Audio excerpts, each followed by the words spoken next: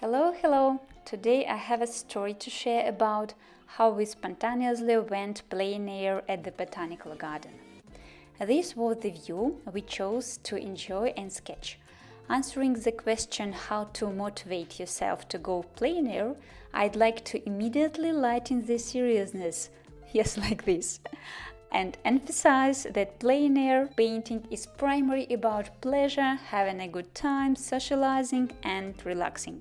I often hear something like, I really want to paint outdoors, but I can't bring myself to do it. Or, I can't motivate myself and I have no one to go with. Indeed, it's nice to have company, but it's absolutely fine not to have any. A solo plein air is like a date with a city or with a place, and it's wonderful. I enjoy both scenarios equally. In my practice, it's often happened that a joint plein air served as an occasion to meet with friends. Let's agree, it's unlikely that anyone in the modern world has enough concentration, motivation, and free time to simply sit on a bench for an hour and admire the beautiful view. Can you imagine if I told my teenage daughter, that's here in the video, let's go for a 2 hours walk together in the botanical garden? Let's be honest, the chances of getting a positive response are quite slim. And with a paintbrush and sketchbook in hand, it's a breeze. Mindful time alone or with a friend, a nice conversation, like meditation. Sometimes it may even feel like time is running too fast. As a delightful aftertaste, each time you look at the sketch, you will mentally return to that moment when you were drawing it.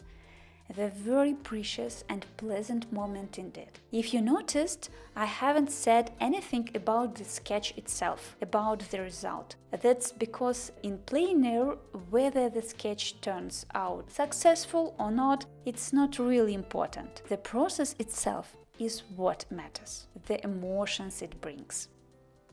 Oops, we accidentally chose a branch that was surrounded by so many bugs. Here they are. Stupid things happen. About the people around. I know it can be shy to sit in a crowded place and start drawing. Personally, I don't like curious people passing by, especially when they try to comment on what I'm doing or ask questions. It distracts me. Fortunately, this happens quite rarely. With time, I kind of get used to it and found standard phrases to respond. But for most people, either they don't care about what you are doing at all, or they silently pass by with curiosity.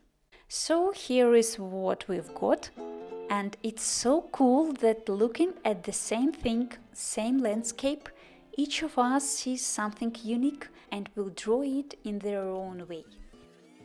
This is the materials I brought with me. This time I have quite a lot of things, although I usually manage with fewer materials. On the left is a case containing pencils, brushes, and a couple of acrylic markers. I have a small watercolor set. I've been using this metallic box for many years. A small palette plate, I rarely bring it in plein air actually. A collapsible cup for water, brushes, and tablet. Usually I carry a sketchbook, but this time I felt like taking a separate sheet of good watercolor paper.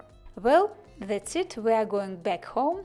Thank you for your attention, and I would appreciate any feedback, comments, likes, subscriptions, and all this stuff. When I came home, I usually look at the sketch with a fresh eye and often add a few more details, but that's another story.